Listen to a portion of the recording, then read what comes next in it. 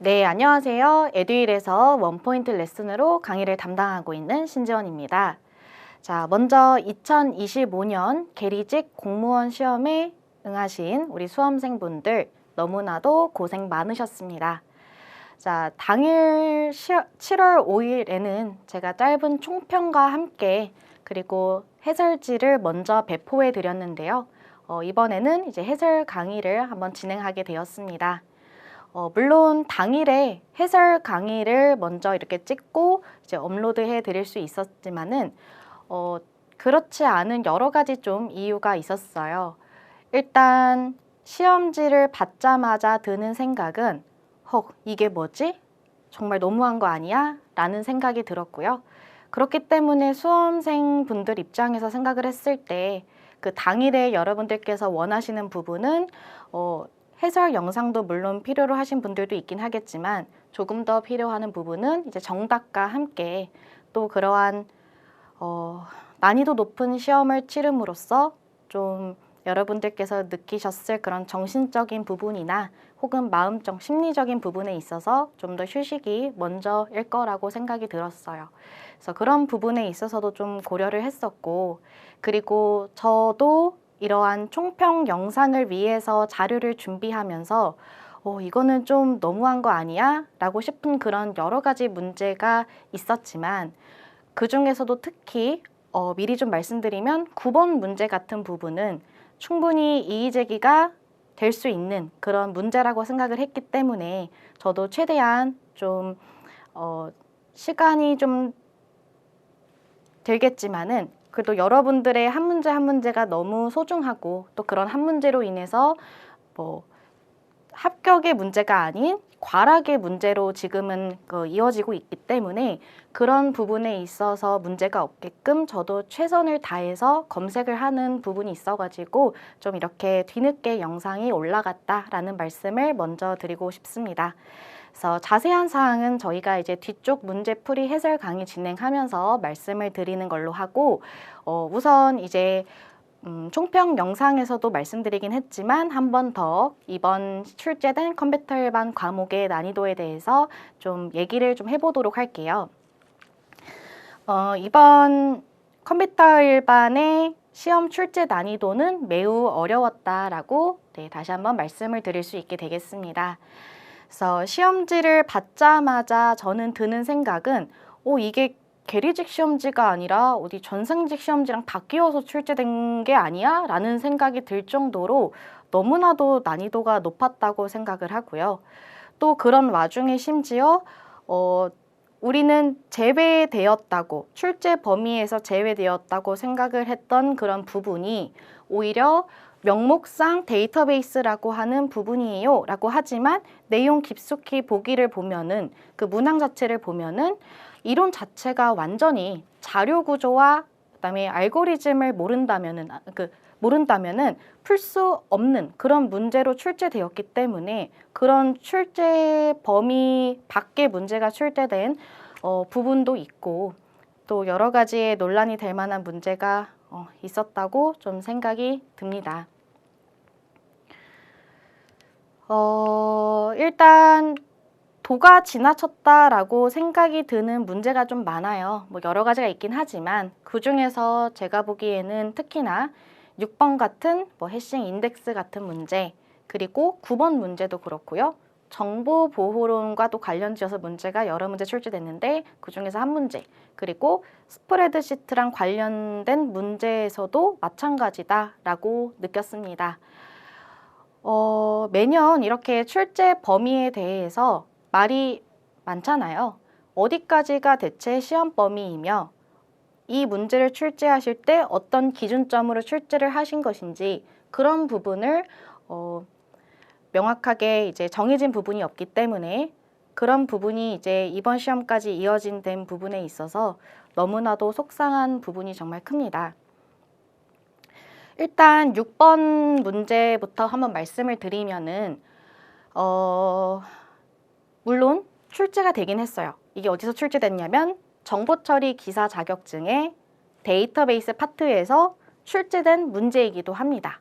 그러니까 명목상 데이터베이스 파트긴 하지만 이 내용 보기 하나하나를 다 뜯어보면은 그 자료 구조랑 알고리즘을 모른다면 풀 수가 없는 문제예요. 알아야지만 풀 수 있는 문제예요. 모른다면 절대 풀 수 없는 문제입니다. 그렇기 때문에 거의 이거는 찍기와 같은 문제였다라고 생각을 하고, 또 저희 출제 범위에서 제외된 부분과 더 가깝기 때문에 이 부분에 대해서는 이의 제기가 필요하다라는 생각이 들고요. 그리고 정보보호론과 관련된 문제도 보기가 완전히, 이거는 그냥 정보보호론 완전 문제라고 생각이 들었고, 스프레드시트 관련 지어서도 좀 드릴 말씀이 좀 많은데, 이게 컴퓨터 활용 능력 2급을 넘어서 이번에는 1급이랑도 연관 있는 그런 문제들로만 출제가 되었습니다. 함수도 마찬가지고요. 그리고 이제 그런 차트 스파크 라인도 같은 것도 이게 뭐 예전부터 출제되었던 부분도 아니고 이제 최근에야 이제 조금씩 출제되고 있는 그런 1급 관련 문제를 이제 출제하신 걸로 보아서는 이거는 좀 너무하다라는 생각이 좀 듭니다. 그렇게 치자면은 이제 저희 컴퓨터 일반은 안 그래도 내용이 광범위한데, 우리가 이제 공부를 해야 될 그런 범위에 대해서 한번 정리를 해보면은 계리직 과목이랑도 공부를 해야 되고, 정보처리 기사 자격증이랑 관련 지어서도 공부를 해야 되고, 컴퓨터 활용 능력 2급과 1급에 관련된 부분도 다 봐야 되고, 또 정보보호론과 관련된 부분도 대비를 해야 되고, 이렇게 하다 보면은 정말 무한정 끝없는 그런 시험 범위가 된다고 저는 생각이 들고요. 또 그렇게 함으로써 이제 시험에 대한 합격이 열심히 준비하신 수험생분들과 그렇지 않은 수험생분, 이걸로 합격이 좌우되는 것이 아닌 누가 더 잘 찍었나, 찍신이 누가 더 누구한테 내려졌냐, 이런 기준점으로 이제 합격이 이렇게 좌우되는 이런 상황이 과연 옳은 것인지, 그런 부분에 있어서 많은 고민이 들고 너무나도 속상한 부분이 큽니다. 시험이라고 하는 게 이게 내가 열심히 하지 못한 부분으로 인해서 이거는 내가 좀 더 열심히 하면은 할 수 있겠다, 그렇게 뭔가 생각이 들면서 매년 열심히 하게끔 그렇게 뭔가 이어져야 되는데, 저희 계리직 컴퓨터 일반 시험 같은 부분은 오히려 내가 아무리 열심히 해도 이제 시험 문제는 잘 찍지 않는다면 떨어지는 그런 부분으로 결정되는 부분이기 때문에 시험을 과연 준비하는 게 옳은 것인지 그런 생각이 드는 수험생분들이 많을 거라고 생각을 해서 정말 속상하고, 이런 상황이 과연 옳은 건지 라는 그런 생각이 너무나도 듭니다. 뭐 많은 문의가 들어온 건 아니지만 그래도 이제 몇몇 분의 이제 Q&A가 올라왔는데, 그런 Q&A를 달아주신 분들의 내용을 다시 한번 정리해 보면은, 정말 열심히 했다. 근데 하지만 이거 문제에 대한 출제 부분은 뭐 공부한 범위에 대해서 나오는 것이 아닌 정말 엉뚱한 부분에 대해서 문제가 출제가 되고, 그런 부분에 있어서 어디까지 공부를 해야 되는지 모르겠고, 공부에 대한 의욕도 안 생기고, 과연 이 계리직을 준비하는 게 맞는지 고민이 된다라고 하는 그러한 내용이었어요. 근데 저는 그런 질문을 보고서 답변을 어떻게 드려야 될지가 너무나도 고민이 들고 또 많이 죄송스러웠습니다. 그냥 마음 편안하게 뭐 컴퓨터 일반 범위는 원래 너무 광범위하니까 어쩔 수 없죠. 뭐 제대로 누가 더 잘 찍나, 그런 부분에서 조금 운이 따라오기를 빌어야 되겠습니다.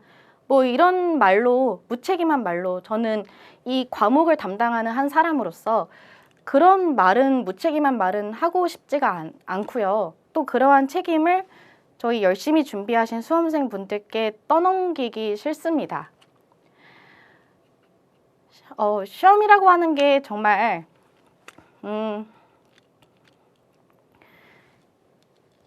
열심히 이렇게 준비한 수험생분들과 그렇지 않은 부분에 대해서 합격이 좌우가 돼야지.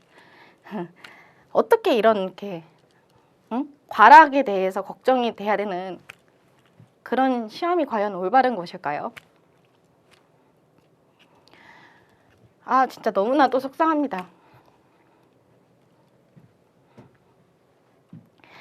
이번 시험을 통해 가지고 수험생분들 그리고 그리고 출제하신 우리 출제위원님들 다양한 의미로 많은 생각이 드셨을 거라 생각을 합니다. 물론 출제위원님들 다 마음도 이해가 갑니다. 시험이라고 하는 게 너무 쉽게 내도 문제고 어렵게 내도 문제이기 때문에 그 어느 정도의 적정 난이도를 가지고 문제를 출제해야 될지 또 변별력을 가리기 위해선 어떻게 해야 될지 그런 부분에 있어서 많이 애써주시고 고민해 주시는 거 너무나도 감사합니다. 근데 하지만 지금 수험생분들의 대부분이 이 과락으로 인해서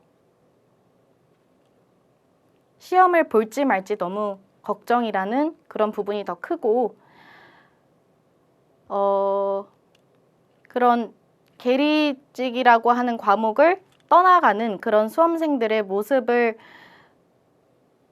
보시면서 조금 더 저희 수험생분들께 좀 따뜻한 마음으로 또 생각으로 좀 다가가 주셨으면 좋겠습니다.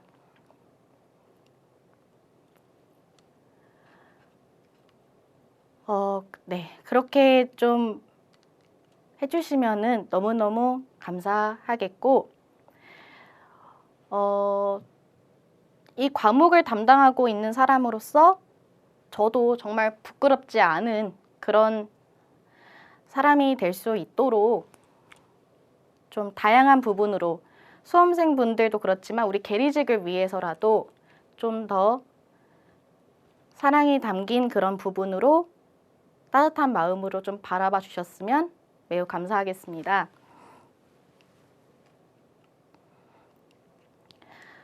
지금 이 강의, 이 해설 강의를 찍을 때는 좀 최대한 이렇게 속상한 부분을 많이 드러내지 않고 좀 찍으려고 노력을 했는데 그게 잘 안 되는 것 같아요. 아무래도 이제 이 영상을 보실 때쯤이면은 멘탈이 이제 너무 흔들리고 힘드셨다가 겨우겨우 조금 이제 나아지면서 이 강의를 보고 계시는 분들이 많을 텐데 다시 한번 제가 이런 부분을 언급해 드림으로써 그런 속상함이 다시 올라올 걸 생각하면은 저도 이제 너무나도 죄송하다는 말씀을 드릴 것 같은데 네, 이거는 어쩔 수가 없는 것 같아요. 저도 이거는 좀 너무나도 이제 속상한 부분이 크다 보니까 이런 말이 먼저 나왔다고 좀 생각이 듭니다. 앞으로의 저의 이제 컴퓨터 일반의 진행 방향성에 대해서 조금 말씀을 드리면은 찍어서 맞추는 문제에 대해서는 저는 따로 이제 진행하지는 않을 거고요. 대신에 이제 반드시 맞추어야 될 부분들 그리고 저희 13번에 해당하는 그러한 저희 출제 범위 내에 있지만 좀 더 상세하게 출제가 된 그러한 변별력 있는 문제 그런 부분에 있어서는 조금 더 상세하게 강의를 해서 최대한 수험생분들께서 이 1년이라고 하는 긴 시간 동안 준비한 시간이 헛되이지 않도록 그런 부분에 있어서 저도 최선을 다해서 앞으로 그런 방향성으로 좀 강의를 진행해 보려고 합니다. 그리고 이런 부분이 좀 잘 전달이 되었으면 좋겠어요. 네, 그렇습니다. 자, 일단은 좀 말이 좀 길어진 것 같으니까 바로 이어서 저희 해설 강의 들어가 보도록 할게요. 일단 1번부터 13번까지의 저희 컴퓨터 일반의 문제를 한번 쭉 같이 풀어보긴 할 건데 지금 이 내용은 기출문제 풀이가 아니고 해설 강의잖아요. 그래서 그렇기 때문에 자세한 내용을 전부 다 다루진 않을 거예요. 그래서 정말 논란이 될 수 있는 그런 문제에 대해서는 좀 상세하게 말씀을 드려가지고 어떠한 내용으로 출제가 되었고 그래서 이런 기준점으로 출제가 된 것 같다라고 말씀은 드리겠지만 그 외적인 부분에 있어서는 좀 더 집중해서 이제 제가 드릴 말씀은 어떻게 문제를 풀어야 했는지 그리고 이 문제의 난이도는 어땠고 정답은 무엇이며 그리고 꼭 맞추셔야 될 부분은 무엇인지 그런 걸 조금 더 중점적으로 해서 이번 내용을 좀 진행해 보려고 합니다. 자, 그러면 이제 우리가 1번 문제부터 먼저 볼 수 있을 것 같은데 1번 문제는 난이도 하에 해당하는 부분으로 이 문제는 꼭 맞추셨어야 되는 그런 문제였다라고 말씀을 드릴 수 있을 것 같아요. 자, 다음 기법이 예방하는 교착 상태의 발생 조건은 이라고 나온 부분인 거죠. 그래서 이거는 저희가 심화 이론 개념에서도 한번 계속 정리를 했었었고 또 관련 문제를 풀이함으로써 쉽게 맞추셨을 것 같은 그런 문제다라고 볼 수 있게 되어요. 그래서 우리가 이제 교착 상태에 대한 부분에 있어서 해결 방법이 여러 가지가 있었었잖아요. 근데 그 중에서 이제 예방이라고 한다면은 교착 상태는 반드시 4가지가 필요한데 그 4가지 하나를 이제 제거함으로써 예방을 하자라고 하는 그런 부분으로 상호배제 부정, 점유화되기 부정, 비선점 부정, 환영되기 부정에 대해서 우리가 알아봤었어요. 그래서 환영되기 부정에 대해서도 저희 교환에 정확하게 수록이 되어 있습니다. 그래서 시스템 내에 순환이 없도록 한쪽 방향으로만 자원을 요구하는 건가 아니면 모든 프로세스에게 선형으로 고유 번호를 할당하고 각 프로세스는 현재 점유한 자원의 고유 번호보다 큰 번호의 방향으로만 자원을 요구하도록 하면은 예방할 수 있어 라고 하는 부분에 대해서 저희가 앞에서 알아본 부분이 있어요. 자, 그렇기 때문에 이 문제의 정답은 2번으로 쉽게 풀이하셨을 거라 생각이 들고요. 넘어가 보도록 할게요. 자, 그 다음에 이제 두 번째 문제이고요. 이 문제의 난이도는 상이라고 볼 수 있게 되겠습니다.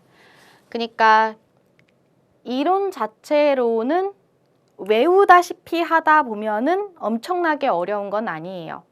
근데 이제 암기를 한다는 것이 이거는 그냥 이해 자체를 하지 않고 그냥 암기만을 한다면은 풀 수 있는 그런 운영체제 관련 부분이었다라고 생각이 들고요. 되게 낯선 부분으로 처음 출제된 유형이기도 하죠.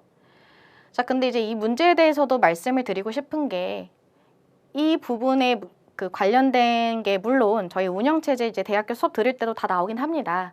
근데 하지만 이제 수업을 하시는 그런 교수님들께서도 말씀하시기를 이걸 어차피 지금 이론을 얘기해봤자 정확하게 이해를 하지 못하고 넘어갈 것이다. 그러니까 좀 제대로 이해하려면은 프로그래밍도 좀 다루면서 그런 이해 부분이 어느 정도 되어야 이게 이제 풀 수 있는 부분인 거니까 나중 가서 이제 프로그래밍을 먼저 한번 접하고 그때 이어서 좀 다시 설명을 하면은 완벽하게 이해 잘 될 것이다 라고 넘어가는 부분이기도 해요.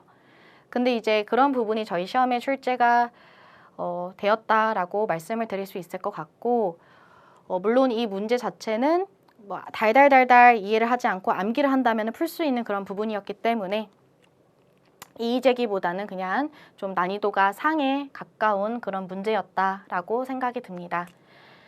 자, 그러면 한 문제를 봐볼게요.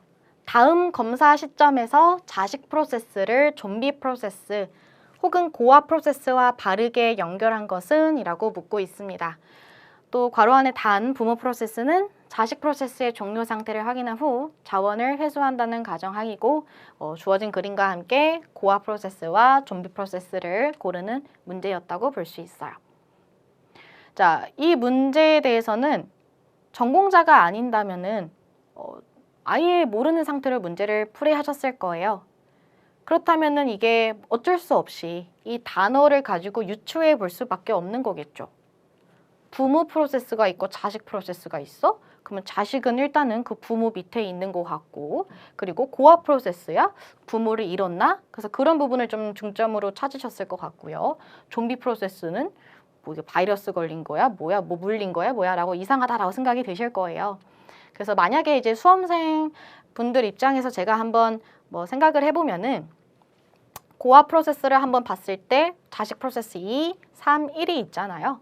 그래서 그런 부분을 한번 쭉 보면서 부모 프로세스가 종료되었는데 밑에 아직 안 끝난 자식 프로세스가 있네. 그런 부분이 어디 있지라고 화살표를 따라가 봤을 때 1인가? 라는 생각에 그런 부분으로 찍으실 수가 있어요.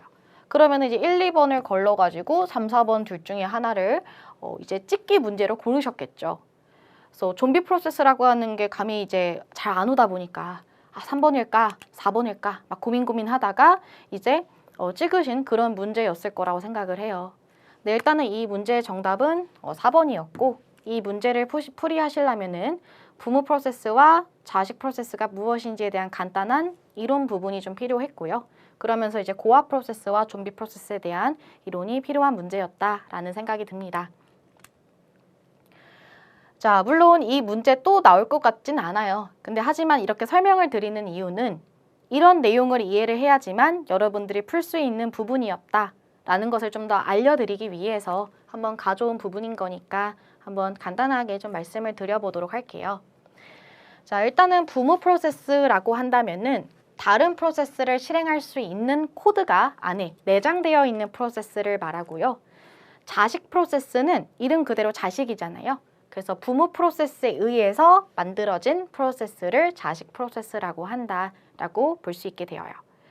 그래서 이렇게만 말하면 여러분들 감이 안 오시니까 그냥 물론 실제로 짜여져 있는 코드는 절대 아닙니다. 근데 이제 여러분들께서 좀 더 쉽게 이해할 수 있도록 빗대어서 한번 예시를 설명드리면 카카오톡이라고 하는 프로그램이 하나의 부모 프로세스라면은 그 카카오톡 내부에서 실행이 될 수 있는 여러 가지 기능들이 있잖아요. 뭐 예를 들면 페이스톡이라든지 보이스톡이라든지 이런 것들이 하나의 자식 프로세스가 될 수 있다라고 생각을 해주시면 좋으실 것 같아요.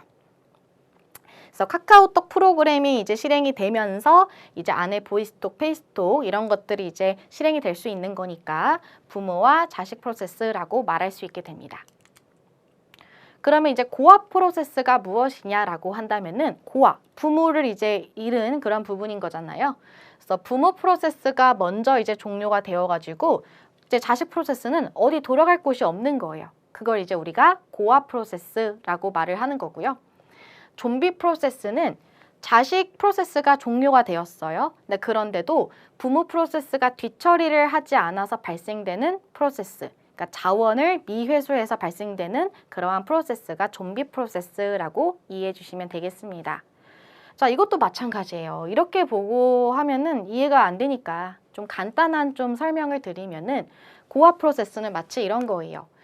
그러니까 말이 안 되긴 하지만 그냥 쉽게 빗대어서 설명드리면 카카오톡 프로그램은 끝났는데 보이스톡이 안 끝난 거예요. 페이스톡이 안 끝난 거예요. 그게 바로 이제 고아 프로세스라고 생각해 주시면 되겠고 좀비 프로세스 같은 부분은 분명히 페이스톡이 끝났지만은 그 페이스톡으로 인해서 잡아먹은 그 메모리 할당이 반환하지 못하고 계속 잡혀져 있는 그런 상태를 우리는 좀비 프로세스라고 이해해 주시면 되겠습니다. 그래서 포인트는 고아 프로세스는 부모가 먼저 종료되어서 자식은 이제 돌아갈 곳이 없는 그런 게 포인트였고 좀비 프로세스는 이제 자식 프로세스가 종료가 되었지만은 아직 자원에 대한 미회수 그런 부분에 있어서 발생되는 프로세스라고 포인트를 두시면 되세요. 그럼 다시 한번 이 문제를 돌아와서 봤을 때 그러면은 좀 이제 눈에 보이죠. 고아 프로세스라고 한다면은 우리는 부모가 일단은 끝난 것부터 한번 찾아보죠. 부모 프로세스 시작, 자식 프로세스 2 시작, 자식 프로세스 2 비정상 종료, 자식 프로세스 2 자원 회수, 자식 프로세스 3 시작, 자식 프로세스 3 종료, 자식 프로세스 1 시작, 부모 프로세스 종료가 보여요. 그리고 밑에 보시면은 검사 시점이 보입니다. 우리가 지금 다루고 있는 부분은 뭘 기준점이에요? 검사 시점에서의 자식 프로세스를 좀비 프로세스 혹은 고아 프로세스와 연결해서 바르게 고르는 부분이기 때문에 검사 시점에서는 어떻게 되었다?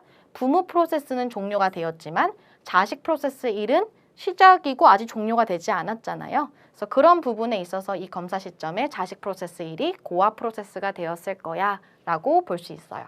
그래서 1, 2번은 제거가 되는 부분이고요.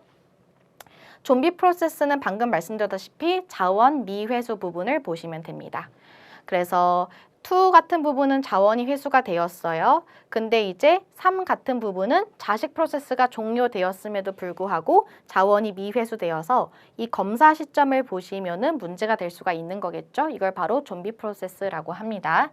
자, 그렇기 때문에 정답은 몇 번? 4번이라는 걸 이렇게 볼 수 있어요. 자, 그래서 이런 문제였다.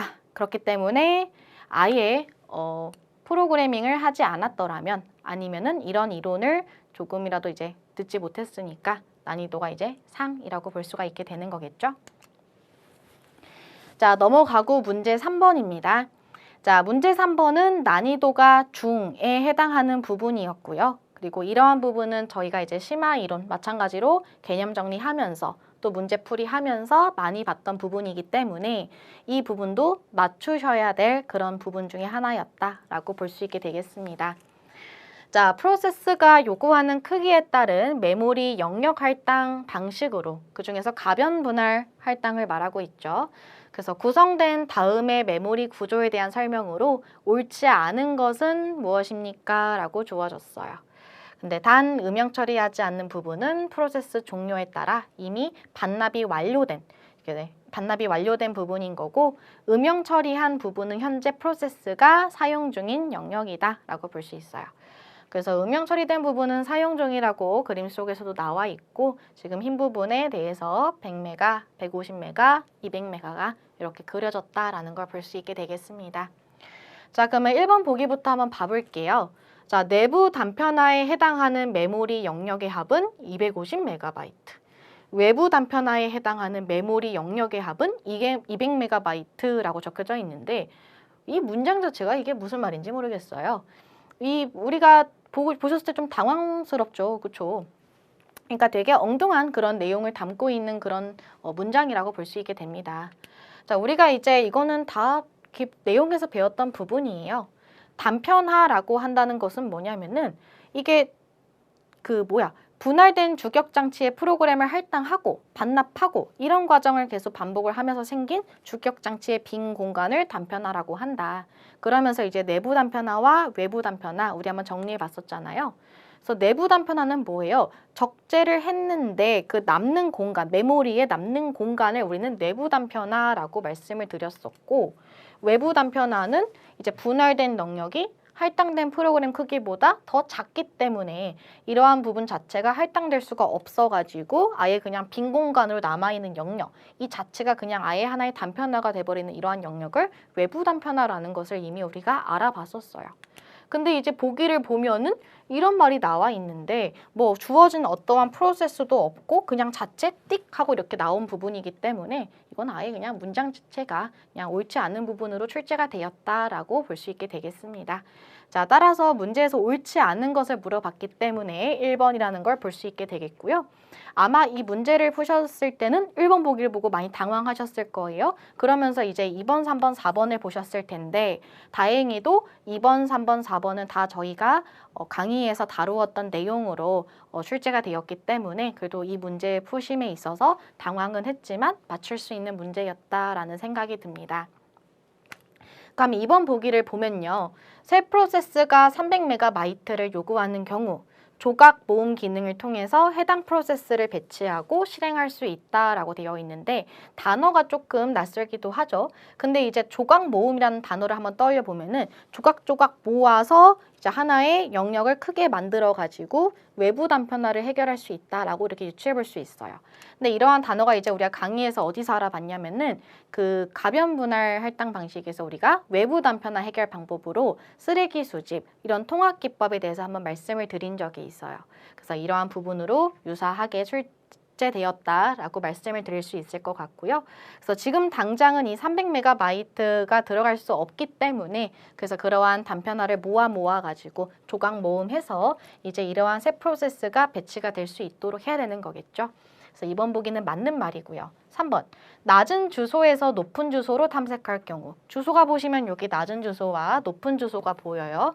그래서 낮은 주소에서 높은 주소로 탐색을 했을 때 80MB를 요구하는 새 프로세스 배치 위치는 최초 적합과 최적 적합 정책에 상관없이 동일하다라고 되어 있어요. 자, 이 부분도 저희가 자세하게 다뤘던 부분으로 쉽게 맞추셨을 겁니다.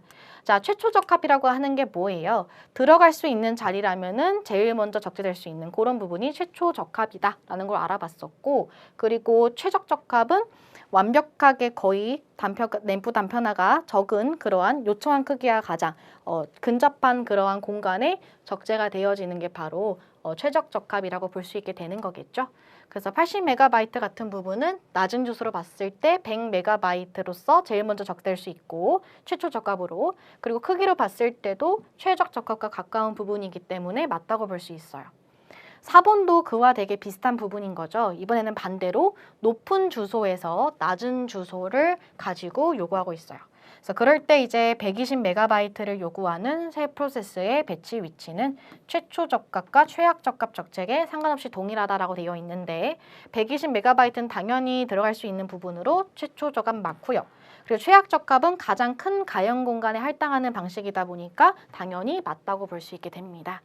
자, 따라서 이 문제의 정답은 1번이었다라고 체크해 볼 수 있게 되겠습니다. 넘어갈게요.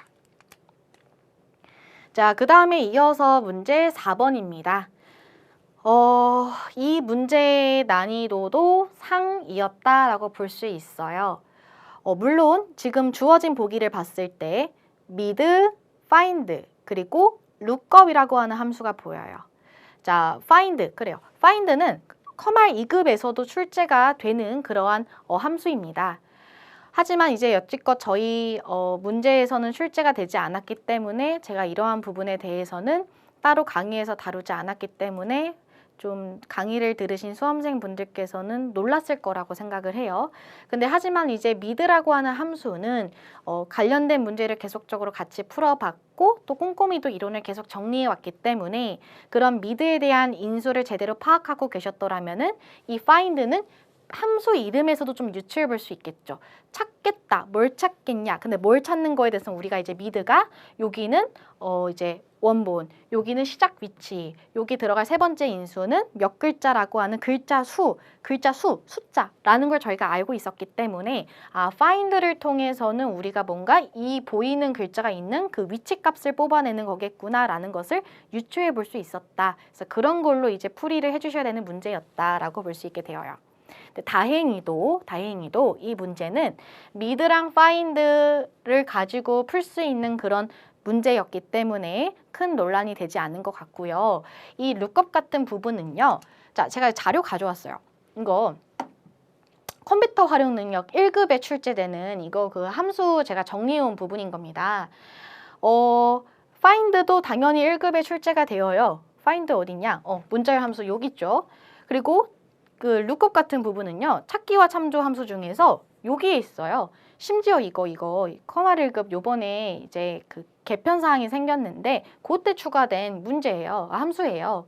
그리고 이 함수 같은 부분은 저희가 이제 2급에서 그렇게 자세히 다뤘던 뭐 VLOOKUP이라든지 HLOOKUP이라든지 인덱스라든지 매치라든지 이러한 함수보다 공식적으로 덜 사용됩니다. 왜냐하면 이 lookup이라고 하는 게 찾는 범위가 오름차순으로 정렬이 되어 있어야지만 쓸 수 있는 함수이기 때문에 잘 사용되지도 않는 함수예요. 근데 이제 그러한 함수가 보기에 출제가 되었다는 거에 대해서 이게 그냥 잠시 뭐 새로운 함수가 나왔어 이렇게 뭔가 당황하게 만들려고, 그러니까 뭔가 심리적인 부분에 대해서 이렇게 그런 부분에 있어서 출제한 거라면 다행인데 만약 이러한 부분이 이제 저희 내년 시험에까지도 연관지어 출제된다면은 이거는 조금 더 생각해 볼 필요가 있다고 생각을 해요. 이 잘 쓰이지도 않는 함수일 뿐더러 커말 2급도 아니고 심지어 1급은요 실무랑 연관이 없는, 그러니까 말 그대로 가산점 아니면 학점을 위해서 이제 받는 그런 자격증이라는 그런 의미가 더 큰데 그런 부분에 있어서 이런 문제가 함수가 우리 시험에 내년에 나온다? 이거는 좀 아니라고 생각이 듭니다. 근데 어찌됐거는 이제 그런 함수가 다행히도 정답으로 이제 고르는 문제가 아니었기 때문에 다행이었다라는 생각이 들고 이 문제는 정답이 1번이에요. 근데 왜 그런 건지는 한번 find 좀 설명드리고 좀 넘어갈게요. 그래서 일단은 mid는 앞에서도 말씀드렸다시피 저희가 많이 알아봤던 부분인 거잖아요. 그래서 mid는 문자열의 시작 위치에서부터 지정한 수만큼을 추출하는 함수예요. 그래서 미드는 인수가 세 가지로 작성됨을 우리가 정리해봤고, 첫 번째는 원본, 두 번째는 시작 위치 숫자, 마지막은 몇 글자를 뽑겠냐라고 하는 그러한 숫자가 적혀지는 부분이에요. 이해되시죠? 저희가 left라는 함수, right라는 함수를 배우면서 미드를 같이 배웠던 게 left는 무조건 왼쪽으로부터 끌어서, right는 무조건 오른쪽부터 끌어서 추출되는 부분으로 그 중간 글자만 원하는 걸 뽑을 수 없단 말이에요. 그래서 그런 것들까지 다 도와줄 수 있도록 한 게 바로 미드의 역할이었다라고 해서 저희가 꼼꼼하게 알아본 적이 있어요. 그래서 그런 부분을 알고 계셨더라면은 이 find라고 한다는 것은 찾는 건데 뭔가 위치값을 찾겠구나라는 것을 유추할 수 있게 되겠고, 또 find라고 하는 게 내부 인수가 어떤 의미인지는 모르겠지만 일단 이 형식상 이 괄호를 찾는 것 같아. 어디서? B2에서 라는 걸 볼 수 있어요. 그래서 지금 B2를 보시면은 요 셀인데 여기서 이제 우리가 항상 왼쪽부터가 1인 거잖아요. 그러면은 이 닫히는 괄호는 하나, 둘, 셋, 네 번째에 위치해 있기 때문에 여기가 4라는 것을 찾으셨을 거고, 그리고 뒤에 보시면 빼기 2가 뭐예요? 4 빼기 2로 2. 그러니까 결국에는 미드는 B2라고 하는 셀에서 두 번째 위치에서부터 두 글자를 출력해라 라고 하는 의미가 되는 거겠죠. 그래서 그렇게 했을 때 우리가 B2의 두 번째 시작 위치는 괄호 0, 0부터 시작된 두 글자니까 02가 출력이 되면서 그러면서 우리가 원하는 국번만을 추출할 수 있었다. 그래서 정답은 1번이었다라는 것을 볼 수 있게 되겠습니다. 네, 그래서 그 find를 한 번 더 가져온 부분이에요. 그래서 문자열에서 찾을 문자의 위치값을 구하는 부분으로 방금 말씀드렸던 것처럼 이제 세 가지의 인수 작성이긴 하지만 마지막은 이제 생략이 가능하거든요. 그래서 주로 이제 두 가지에 대해 부분에 대해서 작성이 되고 찾으려는 텍스트, 원본을 하면은 그 위치값이 나오는 부분이었다라고 볼 수 있어요. 그래서 지금 제가 씩 쓰는 것도 다를 찾겠습니다. A2 셀에서 라고 했을 때 하나, 둘, 세 번째라고 하는 그 위치값이 나온 거 보이시죠? 네, 그래서 그런 문제였습니다. 네, 근데 하지만 이 문제를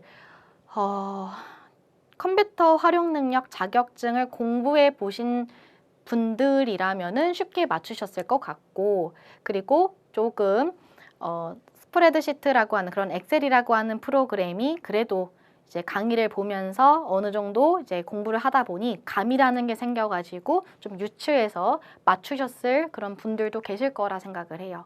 네, 하지만 이제 그런 부분이 아니었더라면은 충분히 크게 어렵게 느껴질 수 있는 그런 문제였다라는 생각이 듭니다. 자, 그리고 넘어가고요. 이 5번 문제가 아까 제가 앞에서 말씀드린 이게 뭐 예전부터 나왔던 부분도 아니에요, 심지어. 그렇게 중요하지 않은 부분이고, 그리고 이제 조금씩 이제 가끔 커마 1급에 이제 나오는 그런 부분인 건데, 이런 부분을 이제 변별력으로 냈다라는 그런 부분 자체가 조금 아쉬운 부분이 더 큽니다. 차라리 좀 실생활에서 많이 쓰는 그러한 기능으로 내셨더라면은 그것도 뭐 그렇다 칠 수 있는데, 뭐 이제 이러한 스파크라인 같은 부분은 뭐 엑셀 보고서에서 그냥 그것도 시계열에 관련된 데이터에 대해서 시각화를 뭔가 하기 위해서 사용되는 것으로 차트를 다루기 힘든 사람을 위해서 사용되는 작은 차트인 부분인 건데, 그런 부분이 출제되었다는 게 좀 아쉬운 부분이 있습니다. 근데 물론 이 부분에 대해서도 컴퓨터 활용 능력을 준비해 주셨던 분들이라면은 맞출 수 있는, 그러니까 바로 맞추기보다는 알면서 맞추기보다는 이 속어법으로 걷어내 가면서 이제 맞추셨을 것 같아요. 뭐 예를 들면은 피벗 테이블 같은 부분은 자격증을 준비하셨던 분들이라면 아실 거죠. 그래서 얘는 아닐 거야 아실 거고, 파워 쿼리 이 부분도 자격증을 준비하셨던 분들이라면은 아실 거고, 그럼 1, 2번 중에서 슬라이드는 뭔가 미는 것 같은데, 스파크 라인 내용을 보니까 셀 안에 표시되는 작은 차트로 데이터의 추세를 시각적으로 확인할 수 있고 선, 열, 승패의 방식으로 표현할 수 있다. 그럼 이런 부분을 봤을 때 정답은 2번인 건가? 라고 이렇게 해서 문제를 풀이해 줬을 거라는 분들도 계실 거라고 생각을 해요. 아니면은 아예 그냥 찍기 실력으로 난 내가 원하는 단어를 그 숫자 찍어야 되겠다 해서 찍을 수 있는 그런 문제였다라고 볼 수 있게 되겠습니다. 자, 그래서 가져왔어요. 제가 또 가져왔고 한번 이런 거예요. 한번 보시면 좋으실 것 같아요. 제가 직접 데이터를 써서나 가지고 왔는데 말 그대로 이게 뭔가 시계열의 데이터를 시각화하기 위한 작은 차트입니다. 그러니까 차트가 다루기 어려운 그런 분들을 위해서 만들어진 작은 차트라 보시면 되세요. 그래서 지금 보시면 직원이 적혀져 있고 각각의 월별로 이렇게 수치가 적혀져 있는데 이런 부분을 조금 더 시각화하고 싶은 거예요. 그래서 이런 부분을 삽입 탭에 들어가 보면은 저희가 스파크 라인이다. 그래서 어떤 디자인으로 넣겠냐라고 선택이 꺾은 선형, 열, 승패라고 있고요. 그에 내가 원하는 걸 따라가지고 선택을 했을 때 이렇게 작은 차트로 나타낼 수 있는 게 스파크 라인이다 라고 보시면 됩니다. 자, 근데 이게 또 네, 이렇다라고 보시면 되겠고요. 네, 넘어가도록 하겠습니다. 자, 그 다음에 문제 6번입니다. 이 문제요. 이 문제는 앞에서도 말씀드리긴 했습니다만 정보 처리 기사의 데이터베이스 파트로 출제된 문제이긴 합니다만은 명목적으로만 데이터베이스지 실제로 이 한 줄 한 줄 한 줄을 다 읽어보시면요. 우리가 이거는 알고리즘과 자료 구조를 공부해야지만 맞출 수 있는 그런 문제입니다. 그렇기 때문에 이런 부분에 있어서는 이의제기가 좀 필요한 부분이다라고 생각을 하고 네, 한번 그런 부분으로 한번 봐주셨으면 좋겠어요. 자, 한번 6번 봐볼까요? 자, 해시 색인에 대한 설명으로 옳은 것만을 모두 고르면 이라고 나와 있어요. 자, 물론 우리 해시 공부하셨고 색인 공부를 하긴 했어요. 그쵸? 해시라고 한다는 것은 이제 가변 길이의 입력 데이터가 들어와도 해시 함수를 거치고 나면은 고정 길이의 출력값을 뽑아내는 것이라는 것을 우리가 앞에서 정리해 본 적이 있고요. 색인이란 단어가 낯설 수 있지만 영문으로 봤을 때 인덱스라는 말이 적혀져 있기 때문에 우리 인덱스 데이터베이스 파트에서 들어봤잖아요. 그쵸? 그래서 색인이라고 한다면은 데이터베이스가 이제 검색이 이루어질 때 좀 더 빠르게 검색될 수 있도록 도와주는 하나의 자료 구조다라는 것도 저희가 색인을 알아본 적이 있습니다. 그래서 그러한 부분을 따로 알아봤는데 해시 색인에 대한 설명으로 옳은 것만을 모두 고른 것은 하고 문제가 출제되었어요. 그래서 해시 색인은 그냥 간단하게 얘기하자면은 말 그대로 해시를 거쳐서 나온 값이 있을 거 아니에요. 뭐 예를 들어서 나는 게리직이라고 하는 키값을 이용해서 돌렸어. 그럼 결과가 4가 나왔어 라고 한다면은 그 4번으로 가서 찾는 그런 게 바로 해시 색인이다 라고 보시면 되실 듯 합니다. 자, 그럼 이제 그러한 부분으로 한번 제가 수험생 입장이었다라고 생각하고서 문제를 한번 봐볼까요? 자, 기억번. 레코드 개수가 n일 때 최악의 경우에 검색 시간 복잡도 자, 이런 걸 보고서 우리가 어떻게 알 수 있을까요? 넘어갑니다. 충돌 해결을 위해서 개방 주소 지정 기법을 사용한다. 충돌 해결? 해시는 이게 이 가변 길이의 입력값이 들어오고 고정 길이의 출력값을 뽑아내기 때문에 그래 충돌이 있다고 했어. 근데 개방 주소 지정? 이게 뭐지? 몰라요? 넘어갑니다. 분할 해싱 들어갈게요. 분할 해싱은 범위 지리를 효율적으로 처리할 수 있다. 이 두 단어도 아예 유추할 수 없을 정도로 우리가 출제가 되었고요. real, 확장성 해싱 함수는 레코드 키를 가변 길이 스트링으로 변환시킨다. 자, 요거는 뭐 확장성 해싱은 모르겠지만 레코드 키를 가변 길이의 스트링으로 변환한다? 제가 만약에 수험생이었더라면은 해시 같은 부분은 이게 오히려 그게 틀리다고 했어. 무조건 똑같은 고정 길이로 뽑는 그런 부분이기 때문에 키를 가변 길이의 스트링을 변환시킨다라는 문장 자체는 틀렸을 거야 라고 생각을 하셨을 것 같아요.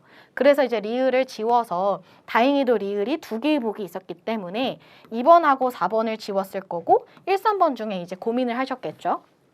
근데 이제 또 보기를 보니까 니은은 2개 다 있어. 그래서 니은은 오케이.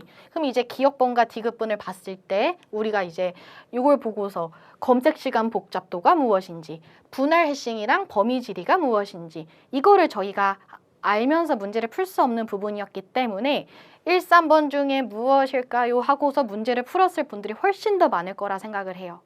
더군다나 이제 문제 찍기 할 때 대부분은 또 3번을 많이 찍으시잖아요. 그래서 이 문제 정답은 1번이었기 때문에 또 틀린 분들도 많을 거라고 생각을 합니다. 자, 일단은 그런 문제예요. 이런 문제가 저희 시험에 출제가 되었습니다. 얼마나 속상합니까, 진짜. 일단 이런 부분이었고, 자, 이것도 마찬가지로 뭐 해설 너무 자세하게 들어갈 필요는 없지만 그래도 이런 부분이었다, 이런 난이도의 시험이었다라고 한번 느끼셨으면 좋아서 한번 말씀을 좀 드리고 싶어요. 일단 핵시색인이라고 한다는 것은 방금 말씀드렸던 것처럼 데이터베이스나 파일 시스템에서 특정 키, 그쵸? 그런 해시 함수를 이용을 해서 고정된 길이의 해시 값을 변환시키고요. 그 해시 값을 인덱스로 사용해가지고 데이터를 빠르게 검색하는 방법이에요.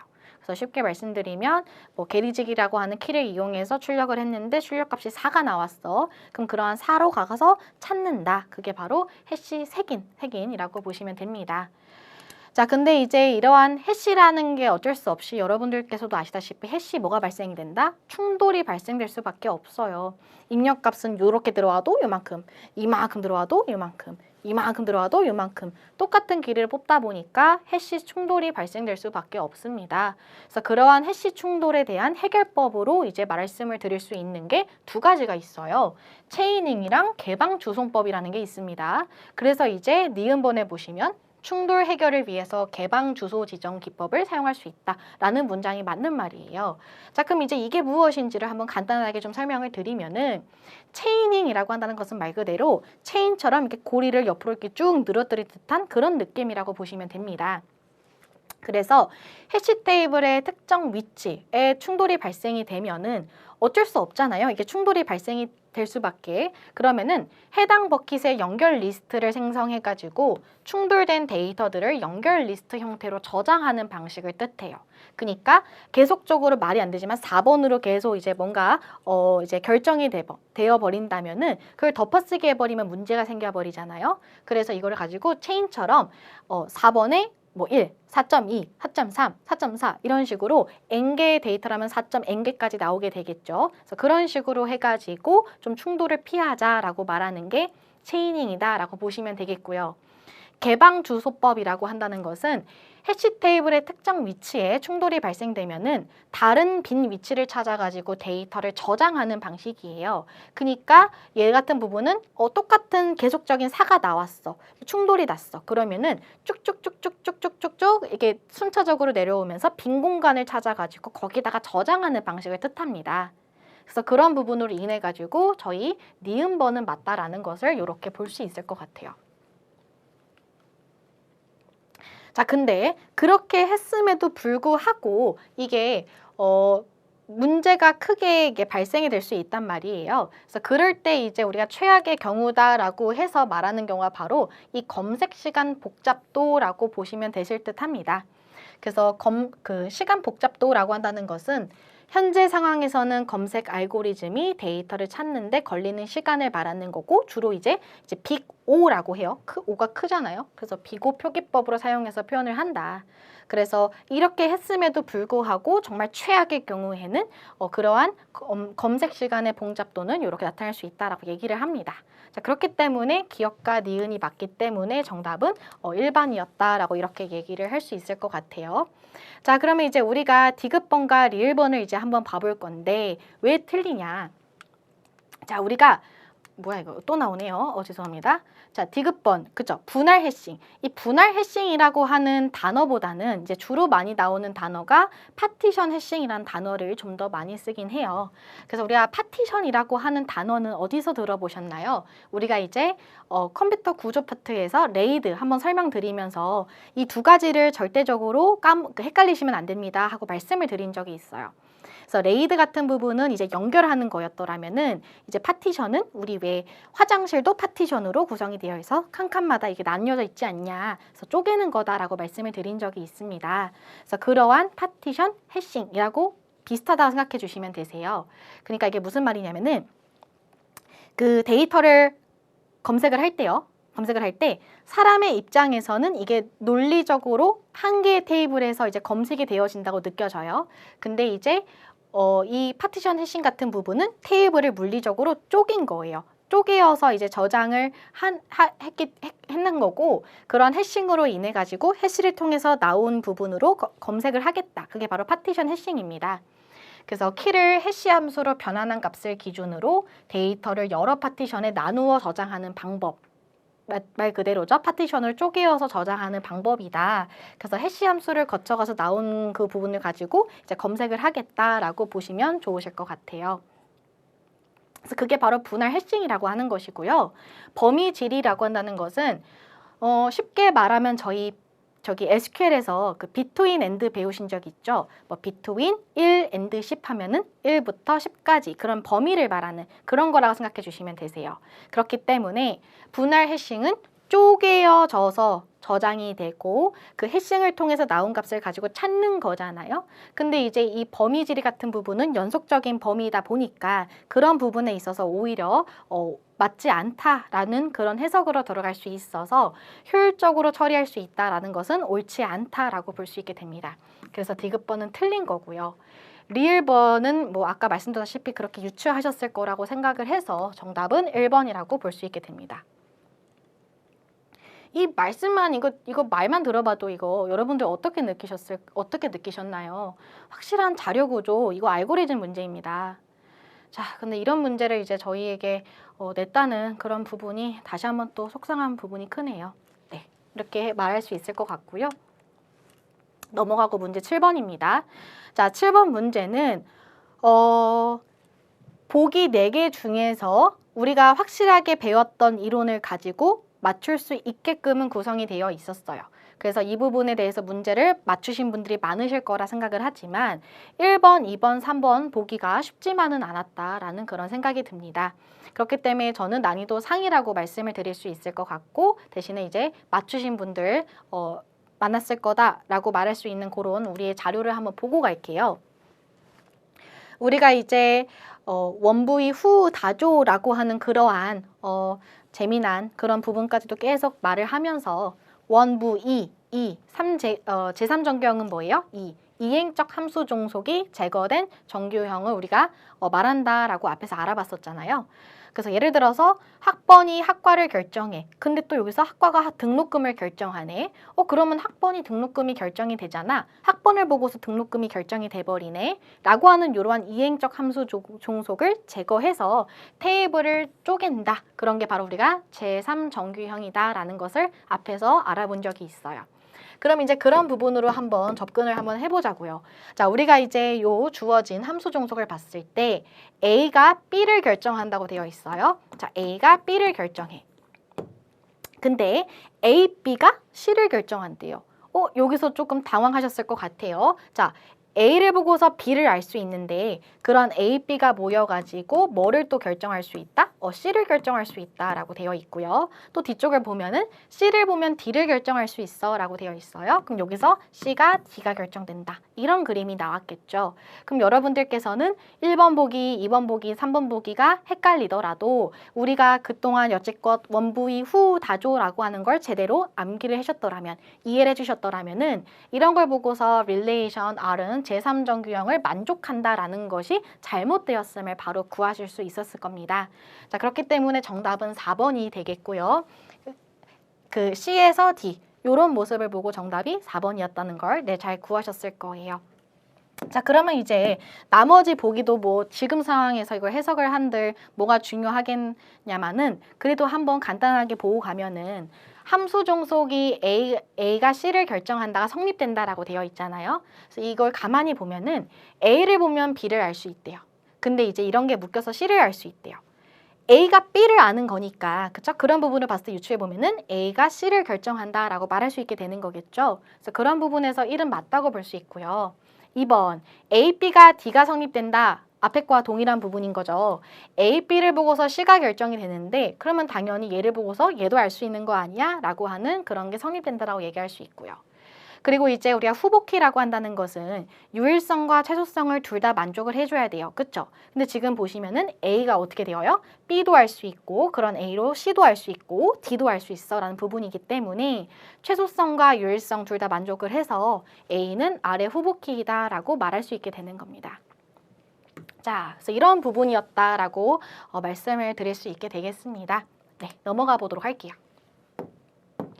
자, 그 다음에 이어서 문제 8번입니다. 자, 문제 8번은 난이도 하예요. 그러니까 이거는 저희가 저희 시험에 나오진 않았지만은 이번 시험에 나올 수 있을 정도로 중요하다라고 강조드렸던 부분인 건데 그런 부분이 적중이 되어서 출제가 되었네요. 자, 개발된 소프트웨어에 새로운 기능을 추가하는 유지보수. 여기다가 포인트가 필요하겠죠. 그래서 우리가 이걸 어떻게 외웠습니까? 자, 수정 유지보수라고 한다는 것은 수정, 그쵸? 그 시스템 운영하면서 검사 단계에서 발견하지 못한 오류를 수정한다. 그렇게 우리가 외웠고, 적응, 뭔가 환경의 변화다. 그래서 뭔가 그 소프트웨어 쪽으로 변화가 있다든지 그런 식으로 뭔가 환경 변화야 라고 적응해야 돼 이렇게 우리가 연관지어 외웠었고 완전 유지 보수는 완전 그쵸? 그래서 소프트웨어의 본래 기능에 새로운 기능을 완전히 추가한다 그런 식으로 연관지어 외웠었고 예방이라고 한다는 것은 단어에서도 보시다시피 미래의 유지 보수를 이제 우리가 용이하게 하거나 기능을 향상시키기 위해 소프트웨어를 변경하는 것이야 라고 이와 관련된 이론 문제도 많이 풀어봤기 때문에 쉽게 이 문제를 맞추셨을 거라고 전 생각이 듭니다.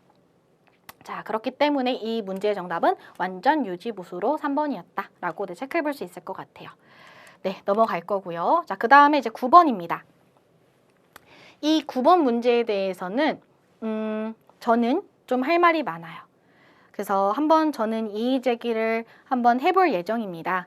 그래서 그러한 이의 제기를 왜 할 수 있게 되었는지는 한번 뒤쪽에 있는 해설을 한번 봐주시고요. 뭐 그런 부분이 인정이 됐으면 좋겠지만은 일단 저는 최대한 검색을 했어요. 검색을 했고 그러한 기준점이 명확하지 않는 부분은 다 빼었고 최대한 명확한 기준점으로 해가지고 저는 한번 자료를 찾아왔고요. 지금은 그러한 자료에 대해서 한번 언급을 드릴 예정입니다. 자, 일단은 이 문제 난이도 당연히 상이겠죠. 자, 소프트웨어 요구 분석 명세서 SRS에 대한 설명으로 옳은 것만을 모두 고르면 하고 나와 있어요. 자, 우리가 소프트웨어 요구 분석 명세서라고 하는 단어는 제가 그 요구 분석 파트에서 말씀을 드렸기 때문에 낯설게 느껴지시지는 않으셨을 거예요. 자, 우리가 이제 요구사항 개발 프로세스라고 한다면은 이 소프트웨어를 만들어주세요 라고 하는 고객께서 무엇을 원하는지를 제대로 파악을 해야 그 뒤쪽부터 이제 설계로 들어가고 개발하고 품질 좋은 소프트웨어를 만들어낼 수 있기 때문에 이 요구 개발은 매우 중요하다. 이 개발에 있어서는 매우 중요하다라고 말씀을 드린 적이 있어요. 자, 그러면서 이제 우리가 순서를 추분 명검이라고 해서 추출, 분석, 명세, 검증이라고 하는 그런 순서까지도 알아봤습니다. 자, 그때 이제 추출이라고 한다는 것은 대체 고객이 뭘 원해라고 하는 것을 뭐 다양한 방법으로 수집이 가능하다라고 설명을 드렸었고 분석이라고 한다는 것은 이제 모아놨어. 근데 이게 좀 명확하지 않거나 모호한 부분이 있을 거 아니에요. 그래서 이를 걸러내기 위한 부분이다라고 해서 구조적 분석, 객체 지향 분석해서 설명을 드린 적이 있어요.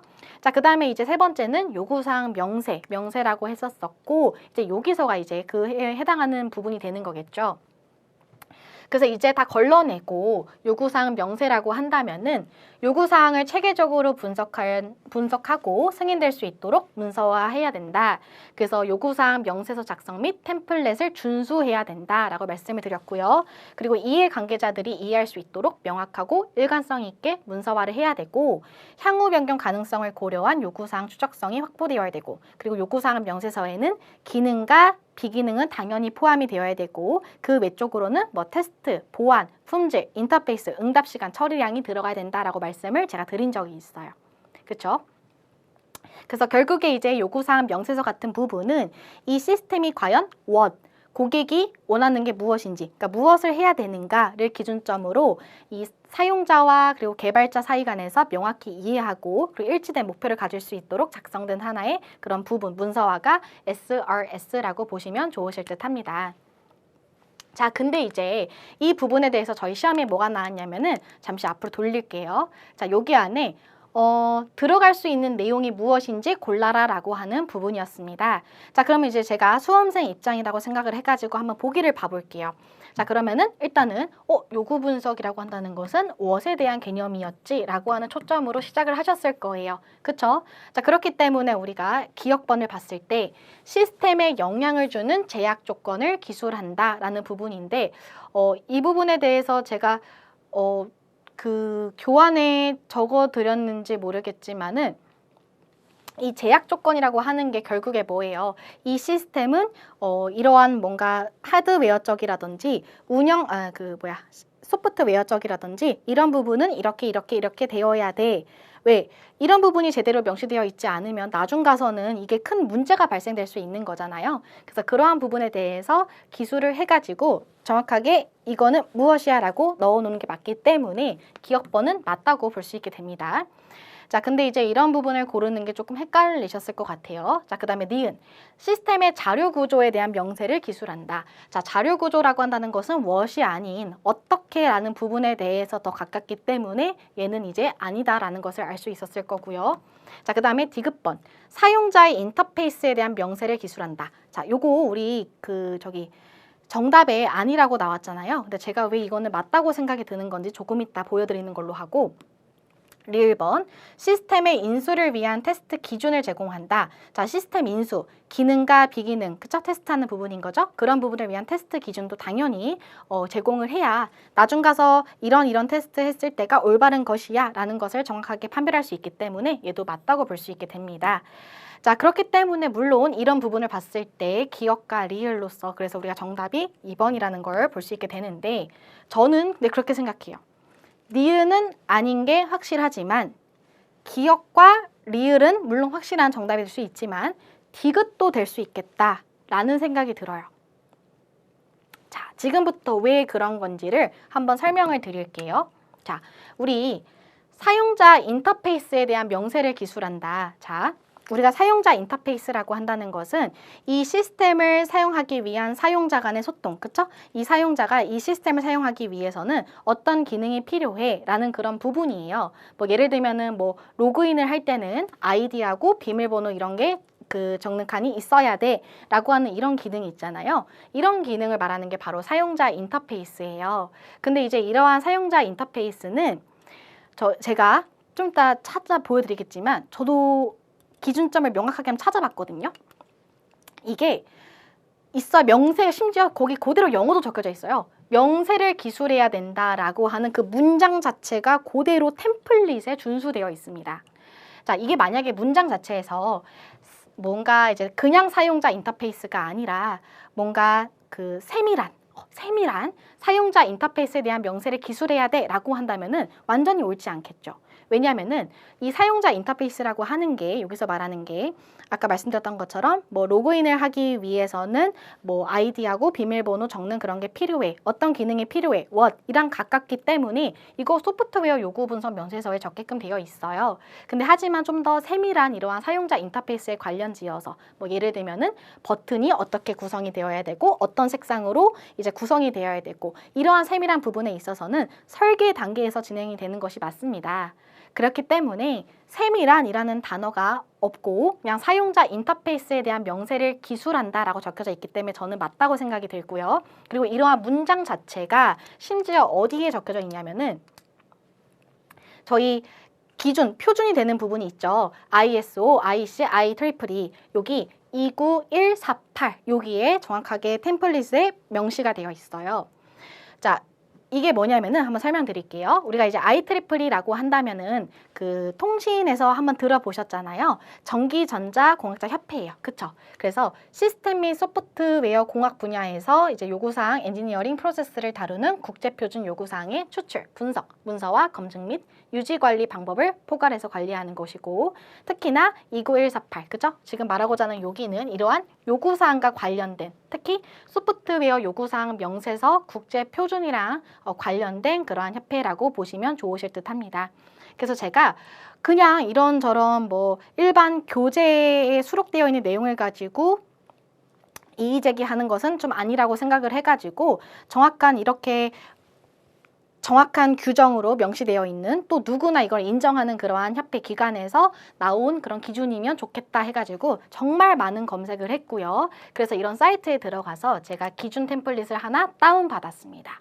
다운을 받았고 무진장 많아요. 정말 많아요. 그래서 제가 하나하나 다 보면서 우리의 그 아까 문제에 수록이 되어 있던 그 문장 자체가 똑같이 들어가져 있는 건 없는지 한번 검색을 해보니까 있습니다. 일단은 이 제약사항 같은 부분도 뭐 당연히 그거는 이제 해석에서도 그렇겠지만 당연히 여기 안에 명시가 되어 있는 부분이고요. 그 다음에 이 부분이에요. 저희가 여기 9.6.4.2 부분을 보면은 유저 인터페이스랑 관련된 부분이 보이고요. 자, 그리고 이 부분에 대해서 그 설계에 대해서 이제 뭐 진행이 돼야 되는 부분이기 때문에 얘는 뭐 옳지 않다. 그 명시라는 단어가 들어왔기 때문에 안 된다라고 하는데 오히려 여기 템플릿을 보시면요. 명시라는 단어가 명확하게 들어가져 있습니다. 자, 이 부분을 제가 한번 해석해서 가지고 왔어요. 자, 우리가 사용자 인터페이스 요구사항 명세서에 작성이 되어야 된다. 적혀져 있고요. 해석해 보면은 소프트웨어 제품과 사용자 간의 각 인터페이스에 대해서 논리적인 특성을 명시해라 라고 정확하게 여기 적혀져 있습니다. 만약에 우리 출제된 보기에 대해서 세밀한 사용자 인터페이스라고 한다면은 그건 아니라고 저도 생각을 해요. 근데 그런 게 아니잖아요. 이걸 해석해 보면은 정확한 규정집에 명확하게 적혀져 있고 명시해라라고 적혀져 있는데 저는 이거 맞다고 생각이 듭니다. 자, 따라서 저는 일단은 이렇게 먼저 말씀을 드릴 수 있을 것 같고 이런 자세한 이런 템플릿과 그런 정리를 좀 해가지고 한번 어떻게 해가지고 한번 의뢰를 한번 해볼 예정이에요. 그래서 한번 좋은 그런 결과가 좀 나왔으면 좋겠고 일단 요렇다 저는 말씀을 드리고 싶습니다. 자, 그래서 그 자료 구조에 대한 내용은 당연히 아니겠지만 그 외적인 보기는 이렇게 정확하게 규정집에 표기가 되어 있으니 해석으로 보면은 맞다 저는 생각이 듭니다.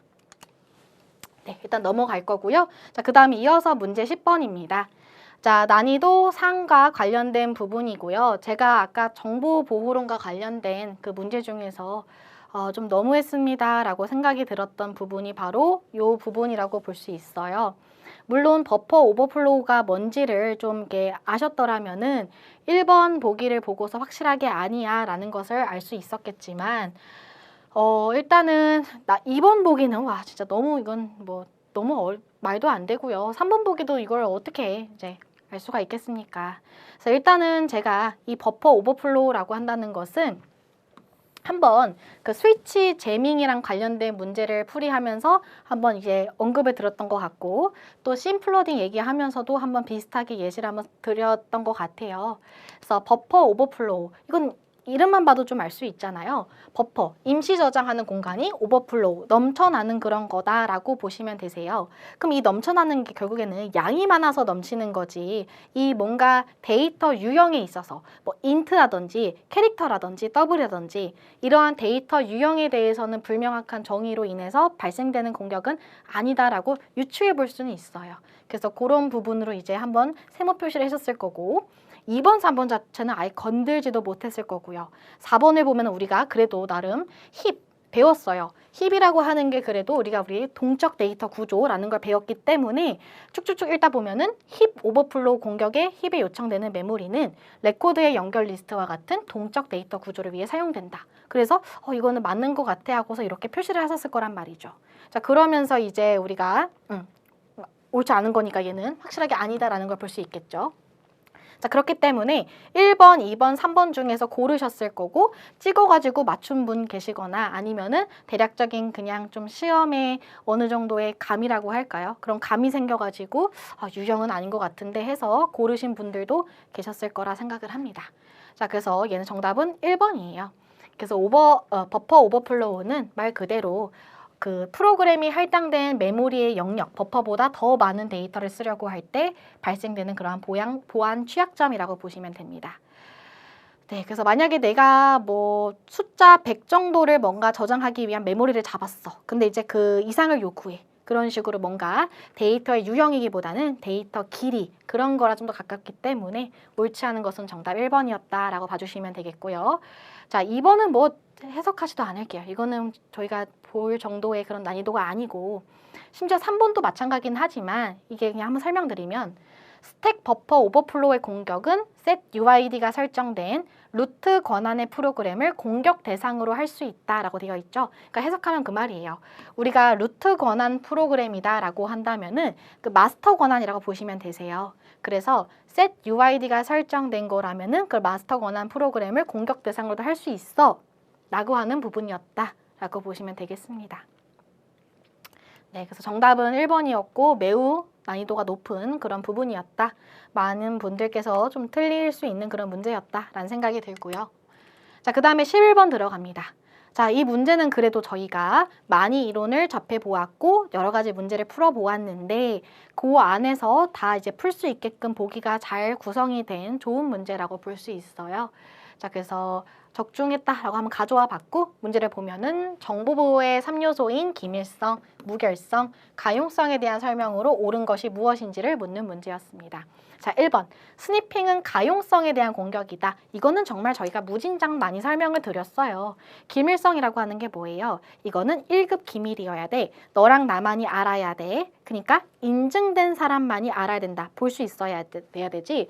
그 외적으로 인증되지 않는 사람이 보면 안 돼라고 말하는 게 기밀성이었다. 근데 이제 그러한 기밀성을 위협하는 게 바로 대표적으로 도청, 가로채기라고 말하는 스니핑이 있고 그런 부분이 이제 방지가 되게끔 우리는 뭐 암호화를 하는 것이다 라는 것을 정말 많이 언급을 드렸었어요. 자, 그렇기 때문에 당연히 1번은 옳지 않다는 것을 고를 수 있었고요. 2번. 도스 또는 디도스의 공격은 기밀성에 대한 공격이다 라고 되어 있는데 이것도 정말 많이 설명을 드렸습니다. 도스, 디도스 뭐예요? 이거를 이제 서버를 마비시킴으로써 뭔가 부시는 건 아니지만 서비스가 제공되지 못하도록 막는 거잖아요. 그래서 그런 부분은 뭐랑 가까워요? 가용성이랑 가까운 부분인 거죠. 그래서 심지어 이제 위협 요소로도 설명이 드렸던 부분이기 때문에 쉽게 맞췄을 거라 생각을 하고요. 3번. 기밀성은 허가받은 사용자 또는 객체만이 정보를 내용을 수정할 수 있다는 의미다. 자, 이거는 뭐예요? 이거는 그 무결성이랑 관련된 부분이다라는 것도 말씀을 드린 적이 있어요. 그래서 이것도 쉽게 고를 수 있었을 것 같고 그럼 정답은 몇 번? 4번이라는 걸 볼 수 있게 됩니다. 그래서 중간자 공격, 두 시스템 간의 데이터를 중간에 변조하는 것은 중간자 공격이라고 하는 거고 그러한 부분은 무결성에 대한 공격이다라고 되어 있는데 완벽히 맞는 부분이라 볼 수 있게 되겠죠. 그래서 중간자 공격이라고 해서 한번 제가 문제풀이 때 한번 설명을 드린 적이 있는 것 같아요. 그래서 두 시스템 사이에 제3자가 껴들어가지고 그거를 오가는 통신을 가로채고 변조해가지고 이제 발생되는 공격이다라고 설명을 드렸고 여기서 완벽하게 이제 변조라는 단어가 있었기 때문에 무결성에 대한 공격이다 설명이 맞다고 볼 수 있게 되어요. 자, 그래서 이건 넘어가실 거고요. 자, 그 다음에 이어서 12번입니다. 자, 이 문제도 물론 당혹스러운 그러한 보기가 보이긴 합니다만은 그래도 충분히 여러분들께서는 맞출 수 있는 문제였어요. 자, UDP. UDP에 대한 설명으로 옳은 것은 이라고 나와 있습니다. 자, 우리가 이제 UDP는요. 비연결 지향 프로토콜이며 패킷을 주고받기 전에 미리 연결을 맺고 가상 경로를 설정한다? 아니죠. 이런 부분에 대해서 정말 꼼꼼하게 알아봤어요.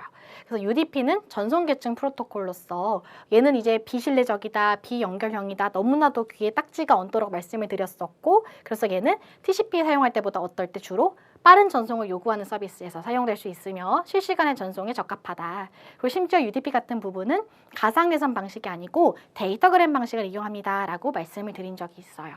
자, 그렇기 때문에 우리가 정확하게 알아본 부분으로 얘는 옳지 않았다. 바로 고를 수 있었고요. 2번. UDP를 사용하는 응용 계층 프로토콜. 자, 이 문제. 우리가 종류 같은 부분은 외운 적이 있지만 UDP 포트 번호까지는 본 적은 없어요. 그래서 이 문제가 많이 당황스러웠을 것 같은데 일단 얼핏 보기는 맞단 말이죠. 응용 계층 프로토콜은 DHCP? 있었어. SNMP? 있었어. 나 이거 이렇게 그림을 통해서 배웠는데 라고 생각하셨을 거예요. 근데 이제 포트 번호까지 붙을 줄이야 우리는 몰랐던 거죠. 근데 이제 뭐 크게 중요한 건 아니지만 말씀드리면 DHCP에 대한 UDP 포트는 67, 68, SNMP에 대한 부분은 이제 우리가 161이라고 말할 수 있기 때문에 번호가 잘못되었어요. 그렇기 때문에 얘도 옳지 않다라고 볼 수 있게 되는 겁니다. 그 다음에 3번. UDP 헤더는 송신 포트, 수심 포트, 전체 길이 체크섬을 구성된다. 자, 요것도 제가 여러 번 말씀을 드린 적이 있죠. 이 그림을 가져와 가지고 전송 계층은 포트 번호예요. 그래서 발신지 포트, 목적지 포트 설명드렸고, 심지어 체크섬은 UDP에 있습니다. 외우셔야 될 부분 중 하나예요. 라고 설명을 드렸었고, 전체 길이 있다라고도 말씀을 드렸기 때문에 그런 부분을 봤을 때 우리는 죄송합니다. 3번 보기가 맞다라는 것을 정확하게 고르셨을 거예요. 자, 그다음에 4번. UDP 헤더의 크기는 16바이트로 TCP 헤더의 크기인 20바이트보다 작고 간단하여 TCP에 비해 상대적으로 통신 부하가 적다. 자, 물론 이 문제에 3번 부분이 전체 길이가 있었던가? 라는 부분에 헷갈리는 부분이었더라면은 3, 4번을 가지고 이제 꼭 비교를 해주셨겠죠. 자, 근데 이제 4번 부분을 봤을 때 분명히 뒤쪽은 맞단 말이에요. TCP 헤더의 크기는 20바이트보다 작고 간단하여 TCP에 비해 상대적으로 통신 부하가 적다. 근데 우리가 앞쪽을 봤을 때 UDP 헤더의 크기는 16바이트라는 게 보여요. 얘가 잘못되었어요. 그래서 요거는 좀 깊이 있게 들어간 부분인데 16비트, 16비트, 16비트, 16비트 뭐예요?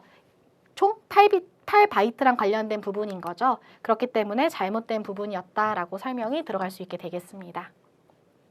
자, 어찌됐건 우리는 이런 이론에 대해서 정확하게 우리가 외웠기 때문에 3번이 정답이다 라는 것을 고를 수 있었어야 된다라고 내 말씀을 드릴 수 있을 것 같아요. 자, 그 다음에 마지막 13번 문제입니다. 자, ARP 스푸핑 공격에 대한 설명으로 옳은 것은 무엇인가요? 라고 고르는 부분이에요. 자, 요것도 이거는 뭐 나올 것 같아서 우리가 열심히 준비를 했긴 했지만 이렇게까지 나올 줄 몰랐던 부분이에요. 근데 하지만 그렇다고 해서 이 문제가 잘못되었어 라고 말할 수는 전혀 없고, 오히려 우리가 이런 부분을 통해서 우리의 시험 범위 내에서 출제되었지만은 이런 것도 좀 더 꼼꼼하게 정리를 해야 우리가 앞으로 이런 문제가 나왔을 때 맞출 수 있는 부분이구나 라고 생각이 들어서 얘는 좋은 문제라고 생각이 듭니다. 자, 그러면은 이제 ARP 스푸핑을 한번 봐보죠. 자, 우리가 이제 ARP라고 하는 것은 뭐예요? ARP 몇 글자? 3글자 이렇게 외웠어요. 그래서 우리는 IP 주소를 맥 주소로 변환하는 프로토콜입니다 라는 것을 알아보았고요. 자, 그러면서 이제 우리가 ARP 요청은 해당 네트워크상의 모든 호스트와 라우터에게 브로드캐스트 된다. 그게 무슨 말이야? IP 주소를 맥 주소로 이제 변환하는 프로토콜인데, 그게 이제 그 획득한 이런 주소 값이 ARP 이제 테이블에 저장이 되어 있었더라면은 바로 이제 그 요청자에게 유니캐스트 될 수 있다고 알아봤었어요. 근데 만약에 이게 저장되지 않는, 이런 테이블에 저장되지 않는 값이더라면은 누구 거야? 라고 브로드캐스트 하면서 찾는 과정이 필요하고, 그러면서 이제 요 테이블에 저장이 되어서 나중 가서 또 물어보지 않도록 한다라는 것을 우리가 이론에서 한번 정리해 봤단 말이죠. 자, 그게 바로 이제 ARP다라고 볼 수 있게 되겠고, 스푸핑도 우리가 꼼꼼하게 알아봤었잖아요. 스푸핑은 속이치다라고 해가지고 우리가 뭘 속이치냐는 거에 대해서 여러 가지 종류를 알아봤었어요. 그 중에서 ARP 스푸핑이라고 한다는 것은 우리가 요 정도만 봤단 말이죠. 공격자 특정 호스트의 맥 주소를 자신의 맥 주소로 속여서 ARP 패킷을 전송한다. 그래서 이제 해당 호스트는 모든 트래픽을 공격자에게 보내게 되는 거고, 공격자는 모든 패킷을 가로챌 수 있는, 그래서 우리는 맥 주소를 기억하셔야 됩니다. 공격자의 맥 주소로 이제 위장하는 겁니다 라는 것을 그렇게 한번 정리해 봤단 말이죠. 자, 그렇기 때문에 이제 우리가 그런 부분으로 한번 보기를 보자면 1번 공격 대상의 라우팅 테이블을 위조한다. 자, 라우팅 테이블랑은 연관이 없죠. ARP와 관련된 이런 이론 중에서 그냥 단순히 IP를 맥 주소로 변환시키는 거야 라고만 외우지 않고 그 외적인 이론을 그래도 한 번쯤은 계속 확인을 하셨더라면은 라우팅 테이블이 아닌 ARP 테이블이라는 것을 아셨을 거예요. 근데 하지만 어려웠던 문장입니다. 그래서 이런 부분이 있고요. 2번. 전송 계층 공격으로 공격자의 맥 주소를 공격 대상자의 맥 주소로 위조하는 것이다. 자, 뒷부분은 뭔가 얼핏 봤을 때 맞아 보여요. 근데 이제 전송 계층? 아니죠. 우리가 이제 ARP라고 한다는 것은 물론 ARP 스푸핑이 3계층이란 건 아니에요. ARP 스푸핑은 2계층이에요. 그러니까 ARP 자체는 우리가 3계층의 이제 부분이 프로토콜입니다라는 걸 외웠지만은 이 ARP 스푸핑은 이제 2계층에서 동작하는 그런 부분이라고 보시면 됩니다. 왜? IP 주소를 맥 주소로 바꿔주는 그런 부분에 있어서 공격되는 부분이기 때문에, 자, 그렇기 때문에 ARP가 물론 ARP 스푸핑이 2계층의 공격이라는 걸 모르셨다고 해도 우리가 ARP는 3계층인가? 그러면 전송계층은 아니겠지? 하고서 걸러내셨을 거라고 생각을 해요. 그래서 그렇게 접근을 되셨을 거고 3번 공격 대응 방안은 ARPS 명령어를 이용하여 정적 ARP 테이블로 만들고 ARP 리플라이를 무시한다. 이게 어려웠죠. 그래서 이거는 일단은 봐도 모르겠으니까 세모치고 넘어가셨을 거고요. 4번 스위치의 맥 테이블 버퍼를 오버플로우 시켜가지고 스위치가 더미 어브처럼 동작할 수 있도록 스위치의 기능을 마비시키는 거다. 자, 이거 문장 저희가 그대로 어디서 배웠냐? 심화 이론에서 정리해봤었고 또 이와 관련해서도 관련된 문제를 풀이해본 적이 있기 때문에 얘가 바로 ARP 스푸핑이 아닌 스위치 제밍이라는 것을 아셔서 걸러내셨을 거예요. 그래서 그런 부분을 봤을 때 이제 우리는 2번과 4번은 완벽하게 아니고 1번과 3번 중에 조금 헷갈리긴 하는데 어떤 게 맞을까 하고 골라서 맞추신 분들도 계실 거라 생각을 하고요. 아니면은 라우딩 테이블은 아니지. 걸러내서 3번인가 해서 문제를 풀어주셨을 분도 계실 거라 생각을 해요. 그래서 그런 식으로 접근이 필요했다라 볼 수 있게 됩니다. 그래서 다시 한번 이 ARP 스푸핑은 중요한 부분이기 때문에 이제 내년 강의의 기출문제 해설 그리고 이론할 때 좀 더 꼼꼼하게 설명을 드리겠지만 한 번 더 설명드리면 ARP 스푸핑은 공격자는 자신의 맥 주소를 다른 IP 주소에 대응되도록 위조된 ARP 응답을 보내서 피해자의 ARP 테이블을 조작해 피해자의 ARP 테이블에 잘못된 IP 맥 정보를 등록하게 만든 것이다. 그러면서 공격하는 것이다 라는 걸 볼 수 있어요. 자, 그래서 그런 부분이었고 그 다음에 3번에 보시면 공격 대응 방안으로 ARPS라고 하는 게 보이잖아요. 그러니까 이 명령어를 그냥 한마디로 정리하면은 이 IP 주소는 이 맥 주소랑만 연결해 하고 수동으로 저장하는 하나의 명령어라고 보시면 되세요. 그렇기 때문에 딱 고정돼요. 정적 ARP 테이블로 만들어지기 때문에 그러한 공격에 있어서는 무시할 수 있는 것 중에 하나였다라고 볼 수 있게 됩니다. 어려웠습니다. 이 문장 자체가 되게 어려웠어요. 자, 그래서 어찌됐건은 그런 부분으로 정답은 3번이었다. 난이도 상 문제여서 많이들 틀렸을 거다라는 생각이 듭니다. 네, 그래서 그런 부분이고 그리고 이거는 제가 4번 보기에서 우리가 스위치 제밍에 관련된 문제를 풀이했던 걸 한번 가져왔던 부분이에요. 그래서 이런 게 있었다라고 한번 체크해 주시면 되실 것 같아요. 네, 좋습니다. 자, 이렇게 해서 우리가 전체적인 해설 강의 1시간 안에 끝내려고 했는데 이게 9번 설명에 있어서 좀 더 설명이 덧붙이다 보니 좀 길어진 것 같아요. 그래서 일단은 25년 해설 강의는 이렇게 마무리를 짓는 걸로 하고 시험 보시고 온 수험생분들도 너무너무 다시 한번 고생 많으셨습니다. 라고 인사를 드리고 싶습니다. 네, 감사합니다.